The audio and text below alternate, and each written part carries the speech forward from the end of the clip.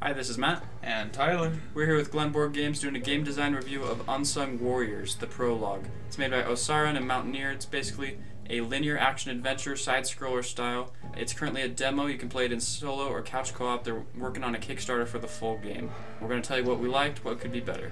And we're going to start with the mechanics of the game. There's certain mechanics we really enjoyed and it really worked, and other things that we didn't like so much. To begin with, we're going to start with momentum transfer. Sometimes, because of moving objects in the game, your momentum could radically change from a fairly slow-moving, easy-to-handle speed to something completely off the walls, very different from what you were used to in the rest of the game. An example of this is a sequence of pillars that you have to jump on, and as you jump on them, they fall into each other. When they fall, they actually carry you with them, building your momentum. So if you jump while they're falling, you end up just slingshotting off, and it's really hard to control.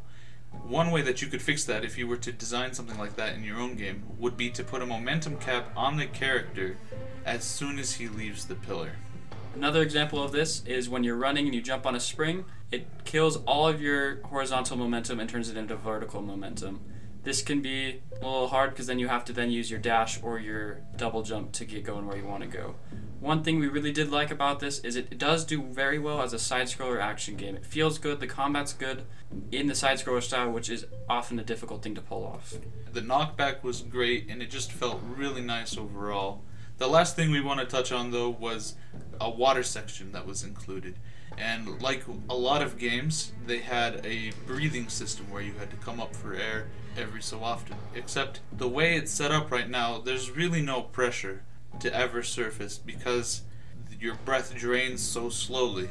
You don't really have to worry about it, and that's something to be aware of if you design your own water section. You want it to be kind of an urgent thing, as you feel when you are underwater. Something we could tell that they spent a lot of time on was the art. It was very unique and pleasant, a lot of really hand-drawn stuff, looked really great.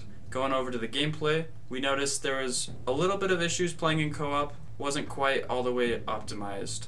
For example, when the two players would get separated from each other, the camera, being programmed to stay in the middle, would kind of get stuck, and it would keep one player in the camera and the other would start to run off. Whereas what should have happened is that it could zoom out to keep both players in the camera, or just create this imaginary barrier where the players can't get a certain distance from each other. Another thing that kind of got a little weird were some of the traps.